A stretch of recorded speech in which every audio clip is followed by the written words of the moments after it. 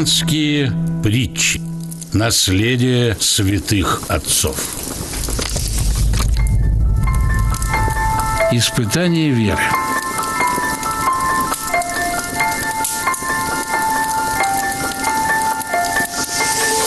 Один ортодоксальный христианин принимал на веру все, что написано в Библии. Буквально.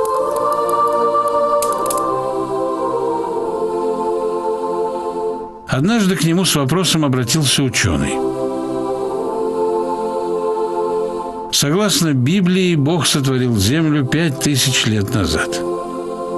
Но ученые обнаружили кости, свидетельствующие о том, что жизнь на Земле зародилась на 1 миллион лет раньше.